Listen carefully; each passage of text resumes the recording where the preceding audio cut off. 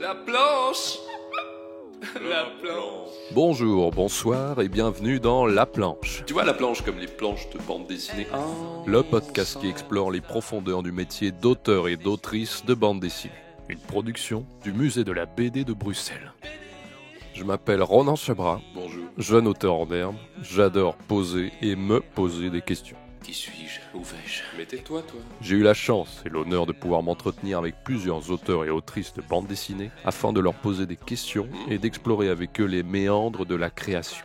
Dans cet épisode, j'explore en leur compagnie la question de la spécificité. La spécificité. Qu'est-ce qui fait la bande dessinée ?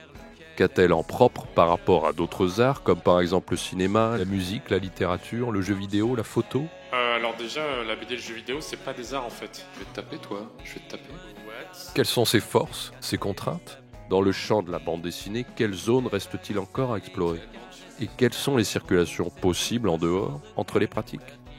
Des questions larges, probablement trop larges et trop abstraites, mais propices à interroger le rapport des auteurs et autrices à leurs propres pratiques et à questionner la place de la bande dessinée par rapport aux autres disciplines, que ce soit sous l'angle de la comparaison, de l'adaptation ou encore de la fusion. Tout un programme. Mais tais-toi, toi. C'est avec toutes ces questions et mes quelques a priori personnels que je suis allé recueillir des réponses qui, je l'espère, vous intéresseront autant qu'elles m'ont intéressé. Allez. Bonne écoute. Non, c'est juste autour des yeux. Car c'était une armoire qui voulait être un homme, mais c'était une armoire qui n'en avait que la force. Ce qui m'a beaucoup étonnée en passant dans la BD, que j'ai réalisé que j'avais pas l'habitude de manier ces leviers-là. Lucrèce Andrea, autrice de la bande dessinée Flippette et Vénère et réalisatrice du court-métrage Pépé le Morse. C'est que, déjà en fait en animation, en film, en cinéma, on prend en otage son spectateur. C'est-à-dire qu'il a une durée. Il peut pas, a priori, c'est pas dans les règles de mettre pause en plein milieu d'un film, on peut, mais bon, a priori, c'est dans une salle de cinéma, on est coincé, on y entre, on n'y sort pas. Et en fait, tout ce qu'on dicte ou tout ce qu'on donne comme information, c'est un rythme extrêmement calculé, millimétré, quoi. Alors qu'en BD, on n'a aucune prise sur comment le lecteur va s'emparer de ton livre. Donc, il faut réfléchir au rythme d'une autre manière. C'est-à-dire que c'est pas parce que y a beaucoup de pages que ça sera long à lire. En fait, c'est pas comme ça que ça marche. C'est ce qui ralentit la lecture, c'est plutôt quand il y a des longues bulles à lire. Mais en fait, si on veut faire un effet contemplatif, même si on fait des pages vides, ça ne va pas ralentir et ça ne va pas forcément faire rentrer le spectateur dans ce que tu veux faire ressentir. Il peut très bien feuilleter parce que ça l'ennuie. Et du coup, ces leviers-là, je n'étais pas du tout habituée à me dire, en fait, il va faire ce qu'il veut. Ça me tétanisait un peu. Je préfère que tout soit sous mon contrôle, quoi. Et en même temps, j'ai fait le choix de faire une BD très, très longue en assumant qu'en fait, il faut s'arrêter au milieu parce que la lire entièrement, ça serait un peu indigeste. Donc, c'est ce genre de choses, mais aussi la composition de pages qui n'est pas présente lors d'un film où c'est vraiment plan par plan et où les plans ont tous la même taille. Là, gérer les hauteurs, les grandeurs de cases différentes, des petites idées du genre le personnage sort de sa case ou j'en sais rien, et réfléchir aussi à ce qu'on appelle la tourne, c'est-à-dire à quel moment scénaristiquement on interrompt la page pour tourner, est-ce qu'on dévoile une surprise de l'autre côté de la page, ce genre de choses. Il y a tous ces aspects-là qui sont absents dans le cinéma. D'ailleurs, j'imagine que tu l'imaginais aussi en film, ta bande dessinée ? Non, Ou pas du tout. Ouais. Pas du tout. Et ça, c'est amusant aussi d'en parler. C'est que j'aurais pas fait cette histoire si ça avait été destiné à être un film. Clairement, pour moi, c'est comme si même inconsciemment, en ayant dans le but de faire une BD, je faisais d'autres choix qui sont pas forcément faisables en dessin animé techniquement parlant, mais aussi qui sont moins intéressants. Enfin là, en l'occurrence, dans ma BD, j'ai mis beaucoup de dialogues, beaucoup de discussions. Et en fait, en film, je pense que ça aurait été saoulant. Là, c'est intéressant parce qu'on peut justement mettre sur la table de nuit, attendre le lendemain d'avoir un peu digéré les informations, y repasser plus tard. On peut Mais relire, en film, on peut prendre le temps de Exactement. bien comprendre ce que disent Voilà. les personnages. Alors que sur un film, je pense que ça serait un peu fatigant. Un peu indigeste. Mm. Ah oui, donc ton histoire, d'emblée, tu savais que tu allais en faire une BD.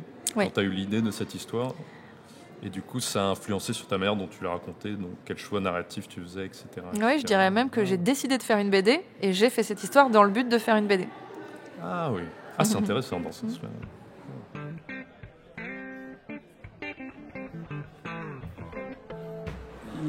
La narration en cinéma et la narration en bande dessinée, c'est quand même...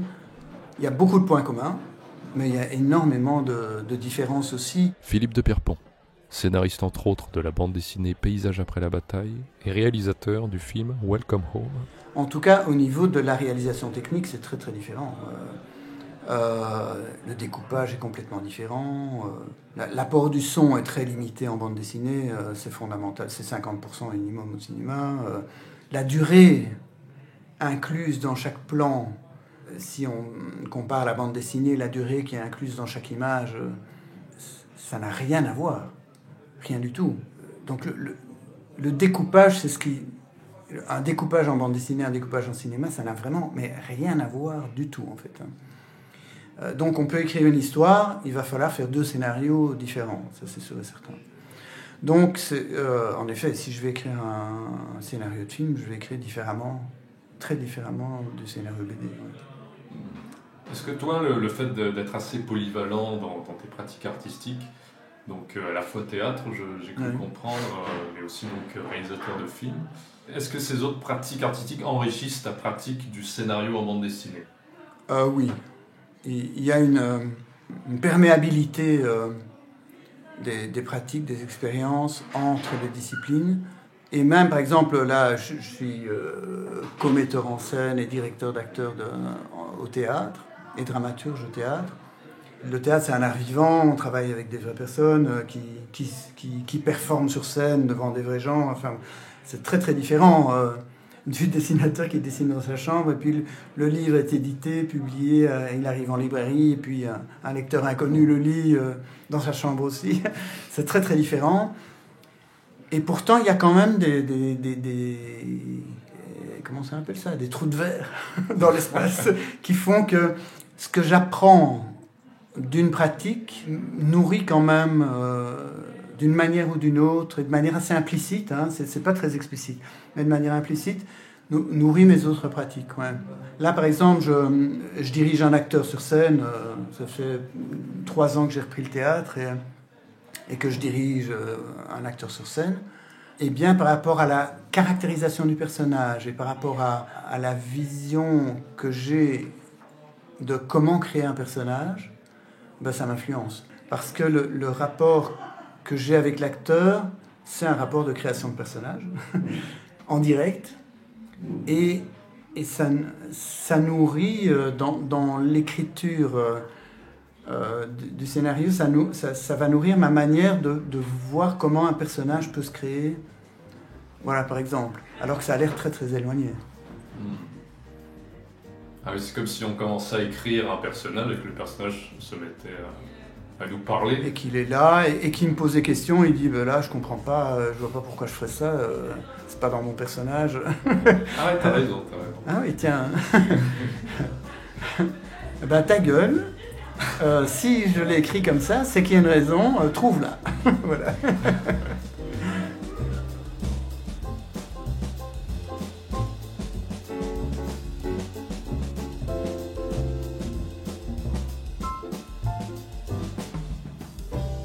Je pense que la bande dessinée, avec le fait qu'on puisse la tenir, la posséder presque, la relire, revenir en arrière, voir en même temps plusieurs pages, la feuilleter, elle a quelque chose de palpable que qu'ont moins en tout cas la musique ou le cinéma.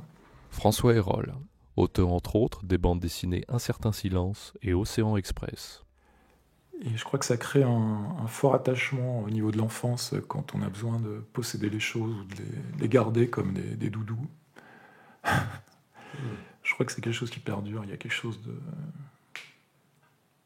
chose comme ça, si on veut vraiment aller chercher dans les trucs très anciens. Est-ce que il y a des choses, des émotions, des représentations que vous trouvez difficiles à traduire en bande dessinée et d'autres qui sont peut-être plus évidentes ? Dans l'absolu, je pense pas. Je me souviens qu'il y a un propos de Tardy dans les années 80 où il disait que le dessin, enfin la bande dessinée pouvait pas faire passer des émotions. Il prenait l'exemple d'Adèle Blanc-Sec qui n'avait pas d'émotion a priori. Et il comparait ça à n'importe quelle actrice, même mauvaise actrice, qui pouvait faire passer une émotion, ce qui est complètement absurde. Il suffit de penser à des mauvaises actrices et de penser, je sais pas, à des visages de Munoz, par exemple, pour voir que c'est complètement faux. Mais en ce qui me concerne, j'ai pas des émotions a priori que j'essaie de faire passer. C'est pas vraiment comme ça que je m'y prends. C'est un peu comme si on commençait par le goût quand on fait de la cuisine. On va mettre le goût et ensuite on va faire le plat. Pour moi, je fais le plat et puis après, je sais pas quel goût ça aura. Je me pose pas cette question ni de la limite des émotions. Je fais juste, avec les moyens, mais je sais pas traduire spécialement des émotions d'un personnage. Enfin, il y a des actions, des situations. Dans l'absolu, je reviens à ce que je disais, il n'y a pas de limite, je pense. Tout dépend des tempéraments des auteurs, des autrices, ce qu'on veut faire passer, mais il n'y a pas de limite, évidemment. Enfin, toute œuvre, après, appartient au lecteur, il en ressent ce qu'il peut en ressentir, donc je ne sais pas... J'ai pas une intention comme ça de communiquer une émotion particulière, si ce n'est quand je veux faire un gag par exemple, a priori on veut faire rire, quelque chose comme ça. Après, je pense que justement, avant le lecteur, faudrait... Moi, j'essaie d'être surpris aussi par ce que je fais. J'ai pas des intentions... je pense que c'est plus ouvert que ça, moins téléguidé. Donc, comme ma perception à moi déjà, elle est assez floue. D'autant plus que je relis assez peu, même quand je fais une bande dessinée, on n'a pas le recul, on n'est pas un lecteur normal. Alors en plus, les lecteurs, après, je sais pas, là ça m'échappe en fait. C'est ça qui est intéressant, c'est quand ça nous échappe et puis que le lecteur, il voit ce qu'il veut ou ce qu'il peut voir. Qu'est-ce que vous pensez que le dessin a de plus ou de moins par rapport à la photographie, disons ? Avec un dessin, on peut tout de suite identifier l'auteur du dessin, a priori, si on le connaît. Ce qui est rarement le cas d'un plan de film ou une photo. Après, on est dans le cas, évidemment, d'un document qu'on ne connaît pas. Évidemment, si on reconnaît une photo d'un tel, on va l'identifier. Mais... Donc déjà, il y a une sorte de signature très forte dans un dessin, a priori. Et puis le dessin, après, avec toutes les caractéristiques du dessin, il peut condenser plus de temps, il peut y avoir Maintenant, tout devient très flou avec le numérique. La séparation entre un dessin classique et un dessin, une image numérique, une photo ou quelque chose de trafiqué, de plus en plus flou, ou indéfini, ou poreuse. Autrefois, par exemple, je reviens à Tardy, pour lui, une des spécificités de la bande dessinée, c'était qu'on pouvait raconter tout, n'importe quoi, avec sans limite de moyens. Par exemple, on pouvait montrer une armée napoléonienne, il n'y avait pas de problème pour dessiner 5000 soldats, alors qu'au cinéma, c'est plus difficile. Et maintenant, on voit qu'il n'y a plus de limite comme ça du tout au cinéma, avec le numérique. Donc, c'est pas ça, en fait, la vraie spécificité, je pense, du dessin, c'est autre chose. C'est pas qu'une question de moyens et de technique.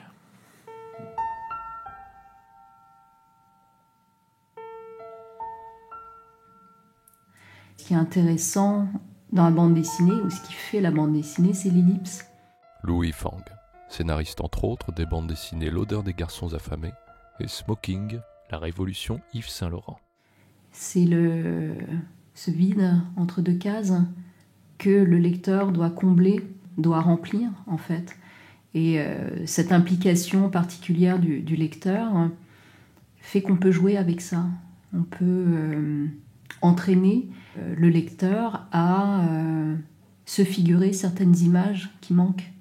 J'aime bien les enjeux impossibles du style comment faire ressortir un bruit ou une odeur dans une bande dessinée. Comment on fait ça? Ou la chaleur, ou la température. Ah oui, difficile.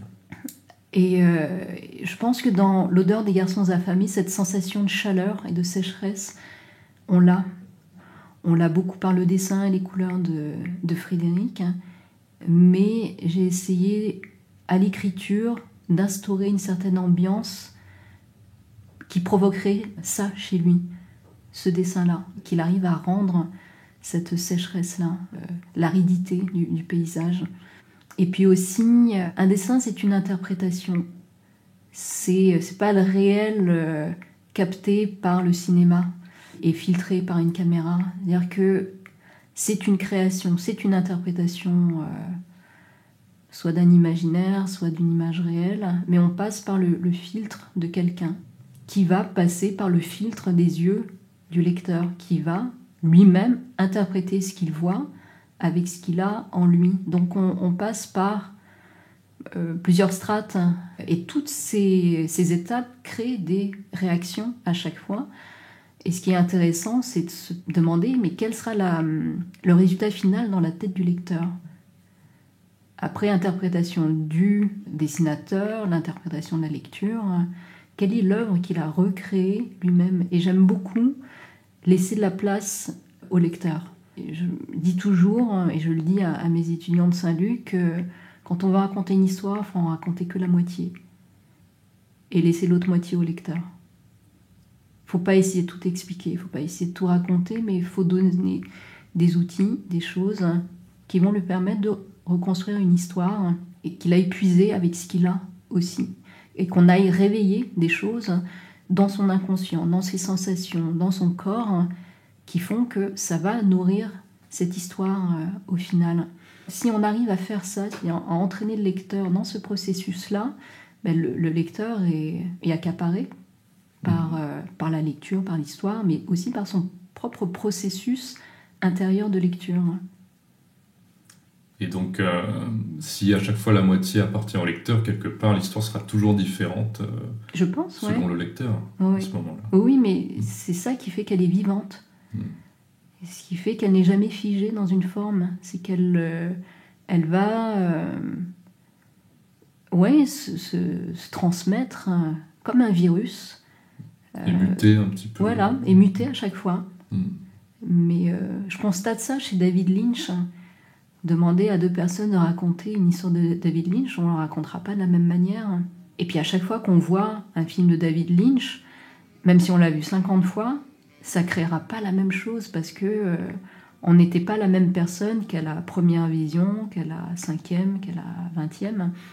Et elle sera toujours vivante en nous, cette œuvre sera toujours vivante, quel que soit le moment où on la revisite.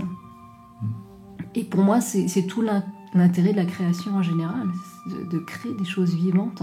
On parle des arts vivants, des arts scéniques, des arts vivants, parce que c'est des gens vivants sur scène et que c'est l'œuvre d'un instant qui se déroule sous nos yeux. Mais d'une certaine manière, j'ai envie de créer de l'art vivant aussi avec de la bande dessinée en provoquant ce processus-là chez le lecteur.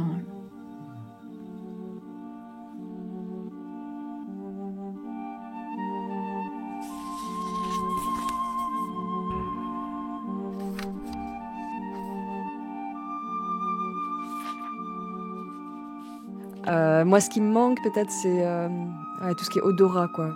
Clara Lodewyk, autrice de la bande dessinée Merel.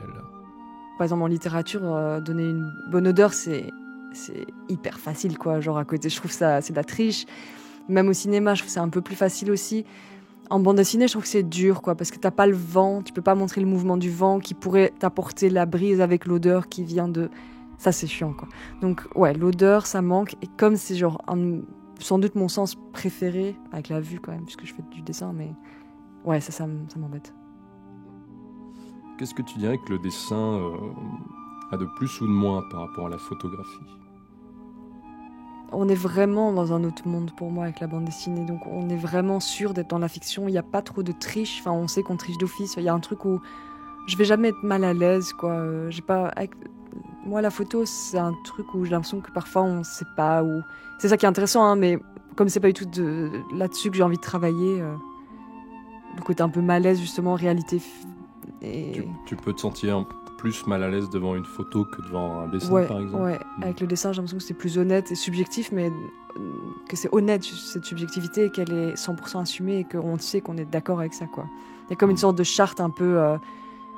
très claire, qui est rassurante et qui permet de rentrer dans un récit sans avoir peur d'être manipulé comme avec une photo, ça pourrait être le cas.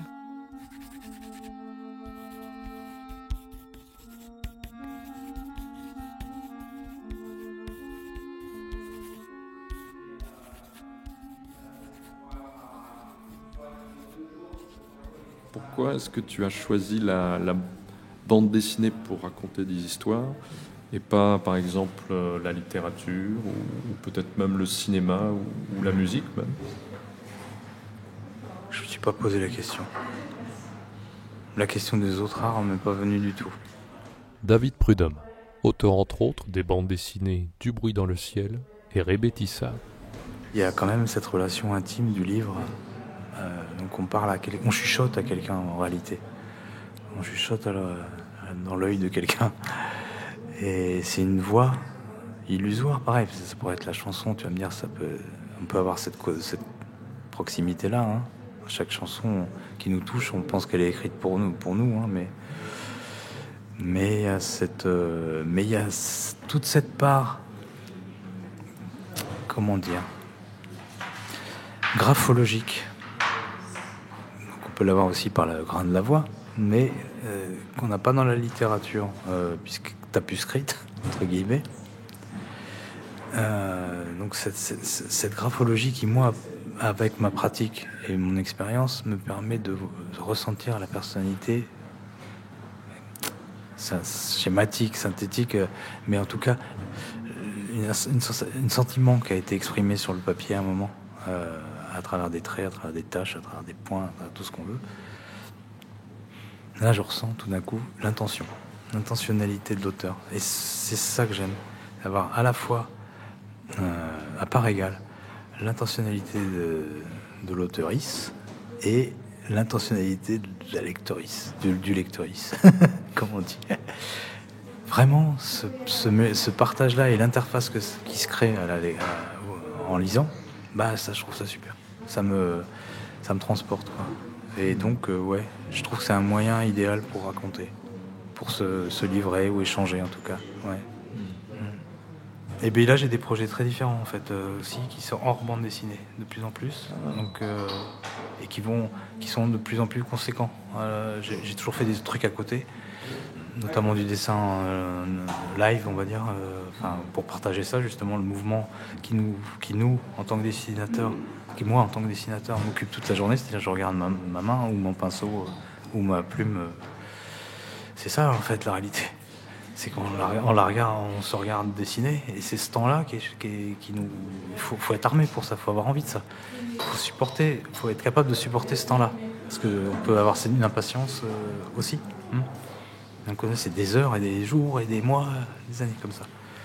Et le dessin live permet de partager ce temps-là et d'essayer de voir si on arrive à le rendre intéressant aussi. Donc il faut un peu scénariser, on va dire, l'ordre de... Préparer. Ouais, préparer pour que justement le parcours de l'œil soit intéressant à suivre. Mais c'est un moment de partage de ce véritable plaisir, en fait, qui est celui du dessin. Qui est celui-là, c'est de regarder où ça va, comment ça se construit, au-delà du résultat. Donc ça, c'est intéressant de montrer dans les dessins là en live, ce qui est finalement les dessins en live, le résultat il n'est pas toujours extraordinaire, hein, parce qu'on est pressé justement par le temps, parce qu'on se précipite ou qu'on est stressé tout simplement. Mais on peut partager au moins ce suspense. Et c'est ça qui rend la journée excitante, hein, donc à la maison, quand t'es à la maison. C'est vrai que le faire sur scène, du coup, j'ai l'impression que ça permet de réaliser, quoi. Ouais. Comme tu dis, ce geste. Parce que en général, les lecteurs prennent les albums pour ce qu'ils sont, avec souvent d'ailleurs même une grille de plus en plus, une grille de lecture qui est celle de qu'est-ce qu'on me raconte, avant même comment c'est fait. Et alors là, c'est encore un autre degré de partage, c'est celui de peu importe comment c'est fait, quoi, ce que ça raconte, mais qu'est-ce qu'on vit quand on le fait, quand on...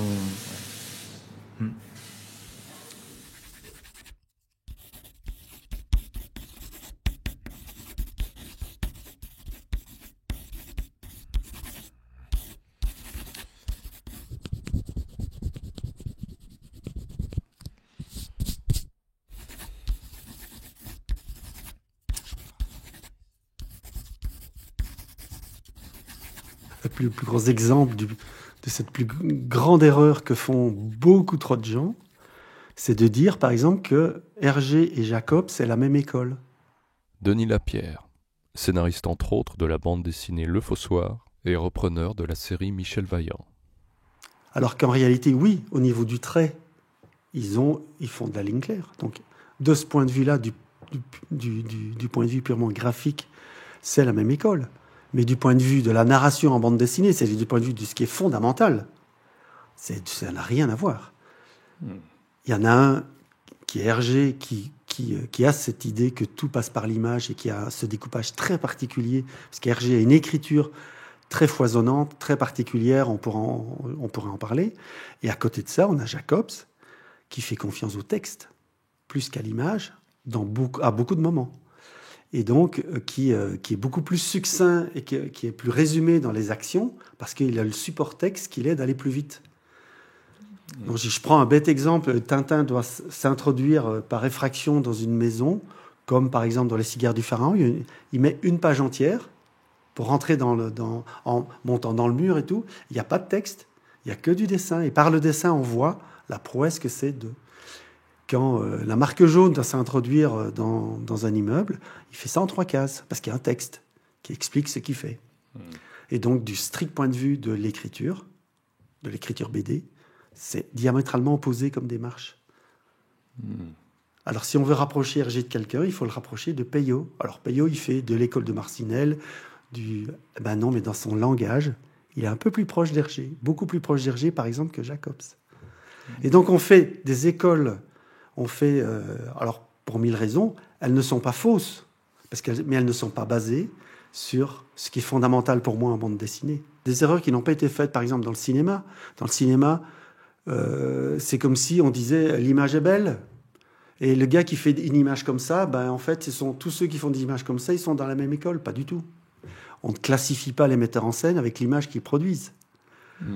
On classifie avec le montage. Comment ils font un montage son, montage image, et comment la succession des plans, et c'est ça qui fait un metteur en scène qui a de la personnalité ou qui n'en a pas. C'est pas la qualité de l'image, ou c'est même pas le jeu des acteurs. C'est encore différent. Et donc, on ne classifie pas des films. Alors, parfois, si, au niveau du public, on dit un film de Belmondo ou un film de Lucchini. Voilà, mais ça, c'est une classification pour aller vite, pour dire quelque chose. Mais si on doit différencier des metteurs en scène, on ne va pas parler de ça. En BD, on ne parle pas de ce qui fait qu'un auteur est un auteur. Ce qui est intéressant dans la bande dessinée, quand on raconte des histoires, c'est pourquoi on le fait en bande dessinée. J'ai écrit 2 longs métrages de cinéma, donc j'ai fait du cinéma. J'ai déjà écrit des nouvelles, des choses comme ça, donc j'ai fait de la littérature. Et donc il y a une spécificité dans l'écriture. Je veux dire, c'est une écriture, la bande dessinée. Mais si on nie cette écriture au profit d'un sujet, pour vendre le sujet, et qu'on appauvrit l'écriture, moi, ça m'énerve, quoi. C'est très bien que la BD puisse s'exprimer sur plein de sujets, mais nom de Dieu, faisons-le avec une vraie écriture, de belle manière. Enfin, faisons de l'art, ne faisons pas des torchons, quoi. Parce que ce qui a beaucoup de succès en bande dessinée aujourd'hui, c'est les espèces de documentaires, d'après des histoires vraies, des reportages, ou alors des autofictions, des choses comme ça. Mais très souvent, c'est quoi ? C'est des narratifs. On raconte dans un texte, et en dessous, il y a un dessin. Et c'est plus de la bande dessinée. Il y a plus... c'est plus cette narration avec des dessins. Et d'ailleurs, on s'en fout du dessin à un certain moment à cause de ça. C'est-à-dire qu'on fait des crobats, on fait des trucs, comme on ne sait pas bien payer les gens et qu'il faut faire des albums de 250 pages, on se contente de faire des storyboards. Ça n'encourage pas du tout le langage de la bande dessinée, c'est-à-dire qu'il n'y a plus d'écriture. Il n'y a plus que du texte écrit et du trait. Mais il n'y a plus d'interaction entre le dessin pour faire avancer la BD. C'est très très triste. Moi, je suis à la fois ravi de voir la diversité des thèmes et des sujets qu'on peut aborder, Et en même temps, je suis horrifié par la pauvreté d'écriture. Tu trouves pas qu'il y a des nouvelles manières d'écriture aussi?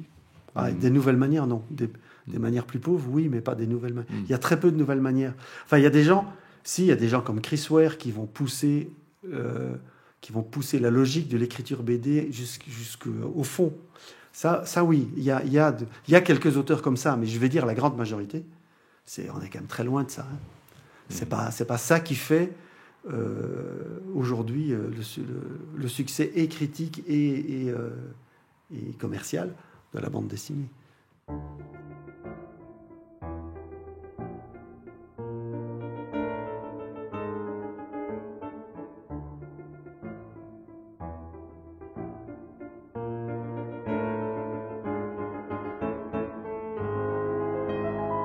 Des fois, je me demande en réalité pourquoi il y a des gens qui lisent encore de la BD en 2023, pardon. Pourquoi tu te poses cette question? Non, mais c'est vrai, c'est un art qui est hyper grégaire en réalité. Xavier Buissou, auteur des bandes dessinées Toonzy et le livre Oracle. Pour moi, le vrai art de notre époque, c'est les jeux vidéo. C'est l'art le plus immersif. C'est celui qui permet c'est celui où il y a encore une friche à explorer, où il y a encore quelque chose à chercher, parce que la BD, en réalité, les mangaka, ils ont tout compris depuis des années. On pourra pas, enfin, c'est compliqué d'aller plus loin, quoi. De faire avancer le médium ou de débloquer des énormes zones. Moi, je trouve ça mieux que la franco-belge, en réalité. Je dis n'importe quoi. Oh, on peut dire ce qu'on veut ici. Hein, tu peux... Non, mais c'est vrai que bah, en fait, c'est quand même assez révélateur de voir que, par exemple, quand il y a eu le Pass Culture, là, en France, t'as suivi ce truc de Pass Culture un peu? Ah, pendant le Covid, là. Ouais. Où le gouvernement a donné, je sais plus, 200 ou 300 euros un chèque de des mangas, là.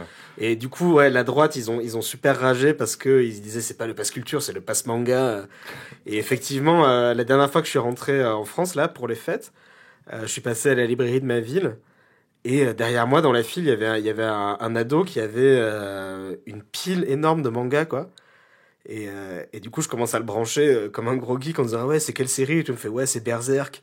Et en fait, il avait acheté tous les Berserk avec le Pass Culture, cet enfoiré. Il s'était payé les 30 ou je sais pas combien de tomes de Berserk. Il a tout compris. Et en même temps, il a tout compris, c'est clair. Et il faut quand même qu'on se questionne sur pourquoi le manga c'est mieux que la BD qu'on fait nous, quoi. Mais c'est vrai qu'en fait, les Japonais, moi je trouve, ils ont tout compris. Ils ont un vocabulaire. Enfin, en tout cas, moi j'ai essayé de m'en inspirer pour ma BD parce que ils ont un vocabulaire. En fait, ils ont une. Comment dire? Dans le manga, il y a une notion du temps qui passe et c'est ça qui est fou. C'est que la temporalité est très différente et il y a une. Les histoires s'étirent sur beaucoup plus longtemps. Ils savent comment te donner la sensation que le temps passe et c'est une force incroyable et ça fait que. Ouais, tu peux suivre des histoires sur 30 tomes. Il y a une profondeur psychologique des personnages qui n'a rien à voir. Est-ce que tu trouves qu'il y a des choses, des émotions, des effets, des représentations qui sont un peu difficiles à faire en BD? Je trouve ça très difficile en BD, par exemple, de faire peur. On n'a pas du tout les mêmes outils. La boîte à outils n'est pas du tout la même que dans le cinéma, par exemple, ou quoi. C'est très très difficile de créer un climat de peur dans la BD. Les émotions fortes comme ça sont difficiles à créer. Par exemple, on m'a proposé aussi de faire un BDQ.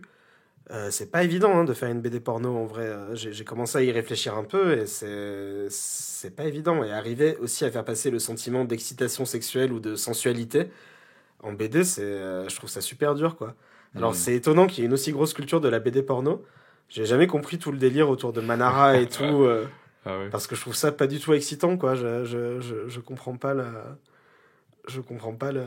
Bah là, on parlait de manga en plus juste avant. Là, quand on parle horreur porno... C'est vrai que les mangakas sont meilleurs. Ouais. Là, je trouve que je pense tout de suite à du manga. En fait. Ouais, c'est vrai. Mais t'as vraiment peur en lisant un manga ou ça te... Tu vois, par exemple, je me souviens quand j'étais allé voir le film Esther au cinéma, tu vois, Esther. C'est un film où il y a un couple qui adopte une petite fille. Et en fait, la petite fille, en vrai, genre, elle a une espèce de maladie de nanisme. Et en fait, elle a 40 ans et elle veut les tuer. Et ça fait super peur, tu vois. Enfin, dans mon souvenir, je l'avais vu au cinéma, ça m'avait fait super peur. Et pendant 2 mois après, j'étais comme un enfant, quoi. Quand je regardais ma fenêtre, j'avais peur qu'il y ait la tête d'Esther qui... ça me hérissait les poils, quoi. Et ça, avec une BD, tu peux pas, non? Je crois que j'en ai pas assez lu, mais mais effectivement, j'ai pas ressenti de choses comme ça en lisant une BD pour l'instant. Ouais. Là, peut-être tu peux, peut-être il y a des mangaka qui arrivent. Bah là, il va y avoir au Festival d'Angoulême Junji Ito. Oui, c'est la grosse référence. C'est la grosse référence, mais je t'avoue que j'ai jamais lu. La musique aussi, c'est pas évident. Tu te souviens du manga Beck sur un mec qui monte un groupe de rock? C'est un manga... c'est un mec qui s'appelle Koyuki et qui apprend la guitare et qui monte un groupe de rock avec un autre type qui a genre... il a 2 ans... Je pense que Koyuki, il a 15 ans, il rencontre un mec qui a 17 ans et qui est hyper cool et qui a vécu aux States, qui s'appelle Ryuzuki et qui a une guitare... qui joue trop bien de la guitare et tout, il monte un groupe. Et donc c'est un manga musical, quoi, sur un groupe de rock. Et c'est trop marrant parce que dans le manga papier, ils sont tout le temps en train de dire genre waouh, cette musique est incroyable et tout, c'est la plus belle chose que j'ai jamais entendue. Et en fait, ils ont sorti l'animé et la musique, c'est juste une espèce de plagiat de Rage Against the Machine, c'est pas ouf, quoi. Et enfin, j'aime bien les musiques parce que je les écoutais quand j'étais ado, mais franchement, c'est pas la musique, c'est pas transcendant comme dans le manga. Alors que quand tu lis, tu t'imagines, c'est ça la force peut-être. Exactement, pour le coup là, c'est la force, c'est qu'il y a beaucoup de suggestions et que du coup, ça te laisse la place pour t'imaginer quelle est la meilleure musique du monde, ou en tout cas te dire cette musique doit être vraiment incroyable. Et je pense que c'est aussi ça un peu la clé pour arriver à faire du porno ou de l'horreur. Ou de l'horreur en BD, ouais, c'est la suggestion aussi, c'est ça la clé.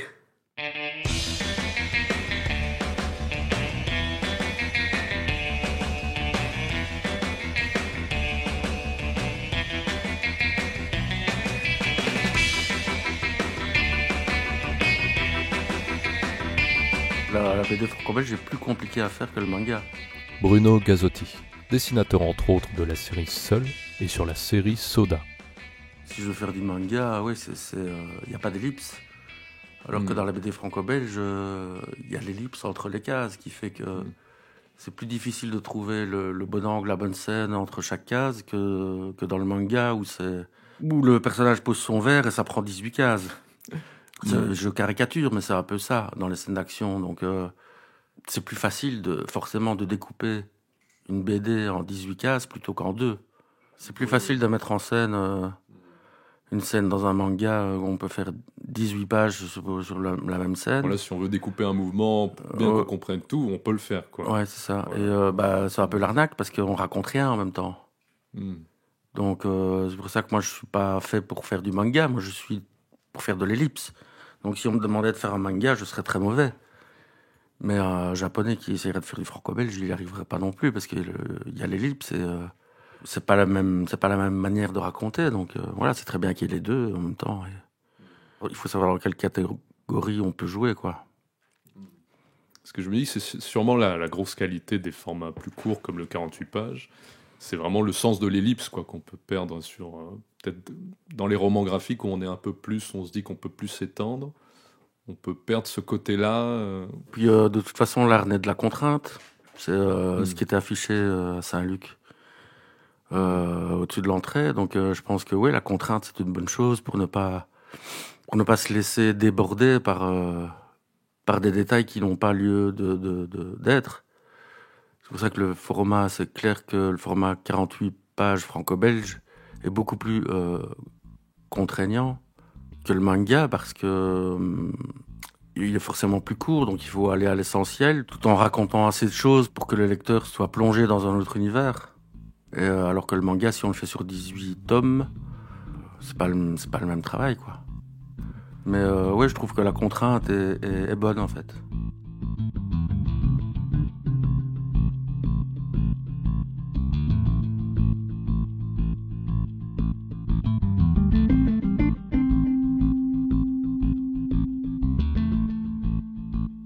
C'est quelque chose qui était là depuis longtemps, donc ça m'était assez naturel en fait. François Hérol, auteur entre autres des bandes dessinées L'amour sans peine et Océan Express, à propos de son goût prononcé pour l'usage de contraintes formelles. Encore maintenant, j'ai des principes formels. Le dernier livre que j'ai fait, par exemple, est basé sur une contrainte assez forte. Donc c'est quelque chose qui m'est naturel, en fait. Je me pose même pas la question, ça vient tout seul. Voilà. Est-ce que le principe formel précède souvent le sujet de l'histoire ? Ah oui, bien sûr, toujours. Ouais. Le sujet est accessoire. Après, c'est souvent le sujet est lui-même une sorte de mise en abîme de la contrainte, comme dans L'exemple type, c'est La disparition de Georges Perec, donc, qui est un roman écrit sans utiliser la lettre E, et qui raconte la disparition donc, d'une voyelle. Voilà. Donc c'est quelque chose qui est très établi à l'Oulipo en particulier, où la contrainte parle de la contrainte, en fait, quelque part. Voilà. L'Oulipo, c'est un groupe de recherche littéraire qui explore l'écriture sous contrainte. Le comité Oubapo, dont fait partie François Hérol, en est la version bande dessinée.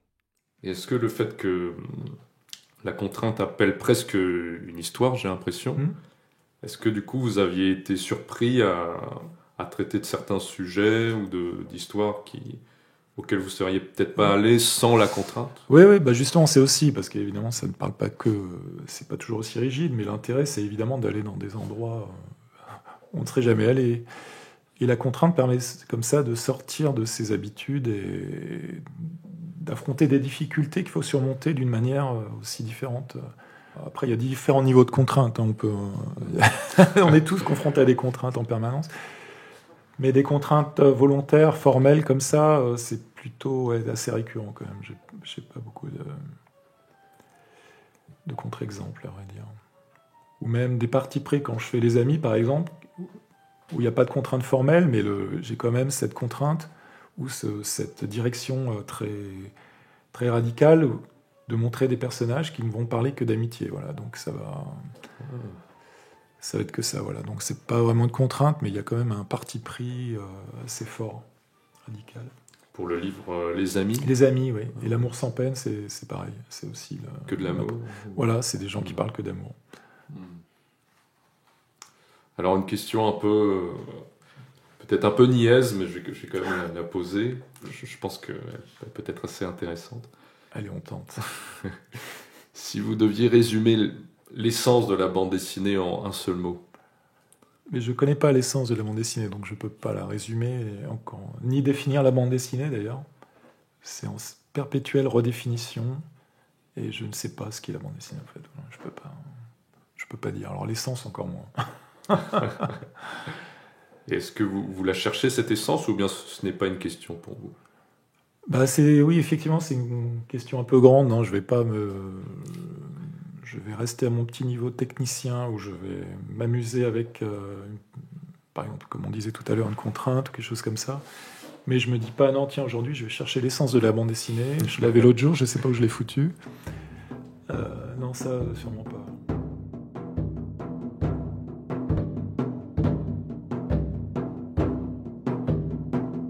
If you have to express the essence of comics in one word, which word will it be to you? Oh, jeez. Derf Backderf, auteur entre autres des bandes dessinées Mon ami Damer et Kent State. The essence of comics. L'essence de la bande dessinée. In one word? En un seul mot? I don't know that I Je sais can. pas si je peux trouver. It's not an easy question. No. C'est pas une question facile. Maybe the first word which came out. Peut-être le premier mot qui vous vient sans trop y penser. Well, the one word that describes comics would Eh bien, probably le be seul comics. terme qui décrirait le mieux la bande dessinée, c'est probablement la bande dessinée. I can't think of another J'en one. vois pas d'autres.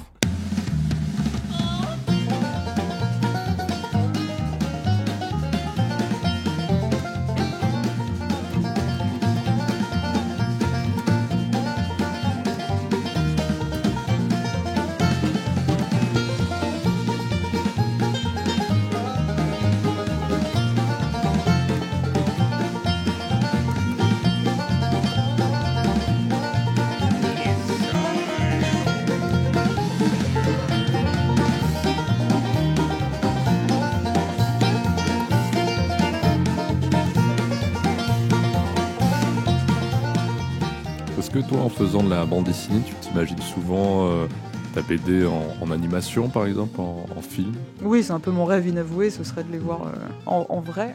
Emily Gleason, autrice entre autres de la bande dessinée Ted, Drôle de Coco, et dessinatrice de Junk Food.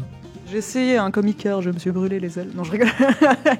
J'ai voulu amener Ted en animation et c'est un boulot de monstre en fait. C'est une horreur, c'est un autre milieu, c'est un autre métier. Et c'est pas du tout fait pour des petits auteurs BD qui travaillent solitairement chez eux en écoutant du fiddle, quoi. Donc Donc mon rêve ultime, et si quelqu'un l'entend, c'est effectivement que quelqu'un s'empare de ce projet, rachète les droits et fasse à sa sauce quelque chose qui ressemblerait à peu près à mon univers, mais je rêverais de les voir animés.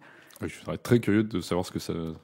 Oh, j'ai tellement ça d'idées, donne. putain. Donc j'ai fait une résidence à la Cité de la BD à Angoulême avec le CNC pour amener un projet en animation. Et donc tu avais ces idées, justement, la question sonore, mais là c'est une porte ouverte à faire ce que je voulais. Et la première chose que j'ai fait, c'est de contacter un sound designer pour voir tout. Non, ça y est, ça me frustre parce que c'est vrai que j'y ai cru. Hein. J'ai eu des étoiles dans les yeux à imaginer que c'était possible. Et ce fut un échec. Mais les échecs sont bons et ça nourrit la vie. Là, je pense à l'auteur de Calvin et Hobbes, qui lui est Watterson. Yes. Je ne sais pas pourquoi je dis pas son nom, d'ailleurs, je ne l'ai même pas marqué ici. Bill Watterson, pour dire son nom. Qui lui est assez représentatif de l'auteur qui n'imagine pas son œuvre autrement qu'en bande dessinée. Oui. Et donc ça aurait été une de mes questions, mais en fait, il y a déjà plus ou moins répondu. Que si tu t'imagines ton travail que en bande dessinée, et donc très attaché à ce médium et pas ailleurs. Mais toi oui, Oui, parce que j'ai pas grandi avec la BD, je pense. Et ça, pour revenir à mes références, qui sont souvent les mêmes, évidemment, parce que je n'ai pas changé de jeunesse, c'est Tex Avery, c'est les dessins animés. Moi, j'adorais Bollywood à un moment, et donc c'est quand même très mouvant. Enfin, il y a une espèce d'euphorie et de foisonnement complète, que ce soit dans le son et autres. Jésus-Christ Superstar, c'est une de mes références principales, c'est cet opéra rock sur la Bible. C'est complètement absurde. Et donc oui, voilà, quand je pense BD, je pense pas forcément dessin figé, mais encore une fois, sonore et mouvement sont mes 2 points primordiaux.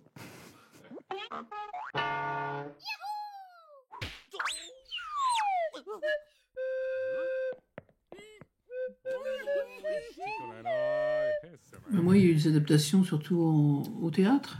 Florence Sestac, autrice entre autres de la bande dessinée Le Démon de Midi et de la série Les Déblocs. Il faut accepter que votre œuvre devienne autre chose. De toute façon, l'œuvre principale, la matrice, la première, elle existera toujours. Il y a toujours, on pourra toujours revenir. Mais ça, vous donnez à quelqu'un d'autre qui sait faire. Moi, je ne sais pas faire de théâtre, je ne sais pas faire de film, je ne sais pas faire de cinéma. Et donc, il faut accepter effectivement que ça se transforme peut-être en autre chose. Alors, parfois, c'est réussi, parfois, c'est raté. Voilà. Mais en même temps, c'est plaisant de voir... quand c'est réussi, c'est réussi. Je veux dire, Michel Bernier adaptant Le Démon de Midi au théâtre, c'était vraiment réussi, quoi. Vraiment. Et donc là, je les ai laissés faire. J'aurais dit, est-ce que vous voulez qu'on travaille ensemble ? Elle m'a dit, non, on va faire. Et puis, on te montre. Tu viens un jour, on te montre, et puis tu nous dis ce que t'en penses, si ça te va pas, et tout ça. Et donc, et quand j'ai vu la première version, j'ai dit, mais c'est parfait, parce qu'elles ont bien gardé l'esprit du bouquin, les dialogues et tout était en place. Donc, moi, j'ai trouvé ça merveilleux. Ouais. C'est très émouvant. Quand vous remplissez l'Olympia pendant une semaine et tout, moi, j'étais au premier rang et je regardais la foule, je regardais plus la scène, quoi. Et donc, c'était extraordinaire, parce que vous touchez d'un seul coup une foule entière qui répond à ce que vous avez écrit et tout. Donc ça, c'est plaisant. Ça, c'est extrêmement plaisant, c'est sûr. Voilà. Avec Daniel Pénin, qu'on a fait L'amour exemplaire, qu'on a fait aussi au théâtre. Et moi, quand la metteuse en scène m'a dit, tu seras sur scène, j'ai dit, non, moi, je suis pas actrice, non, c'est pas possible. Elle me dit, mais tu joueras ton rôle, tu dessineras sur scène. Ah, bon, déjà, ça, voilà.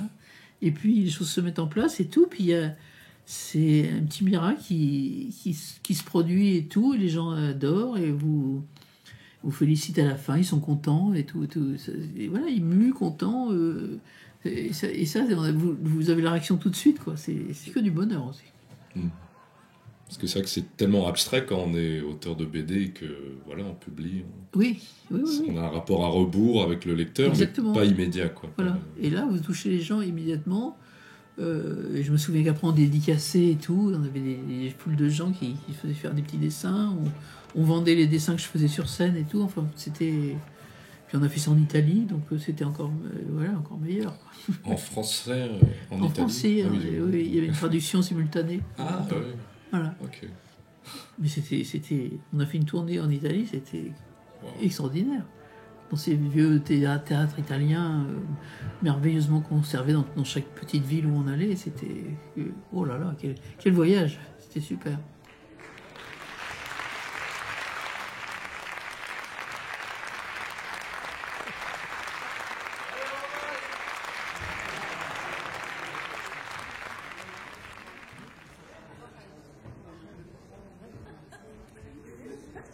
Je fais du stand-up à côté de la BD.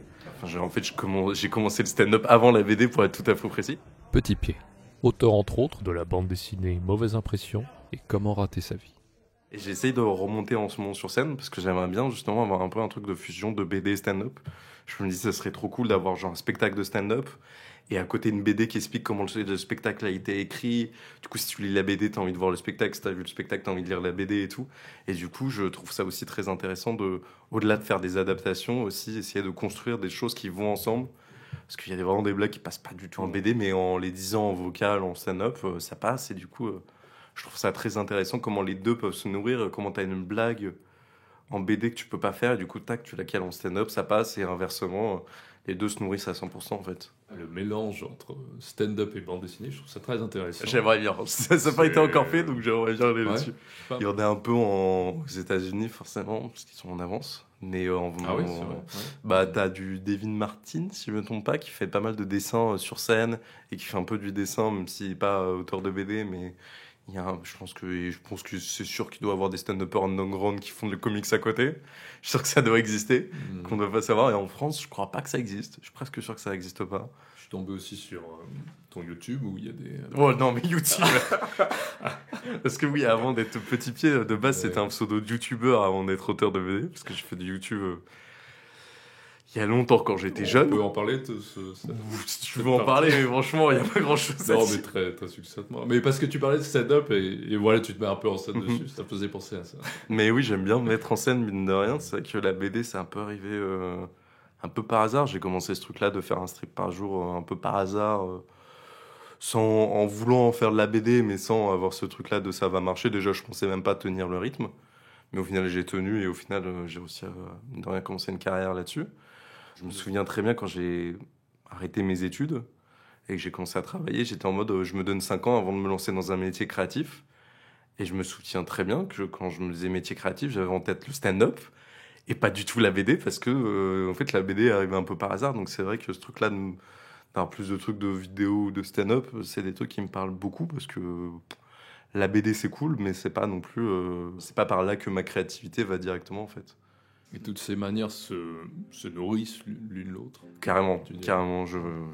J'ai beaucoup de sketchs qui sont devenus des BD devenus des sketchs, etc. Donc ouais, de ouf. Même si ça marche pas toujours bien, mais on essaye.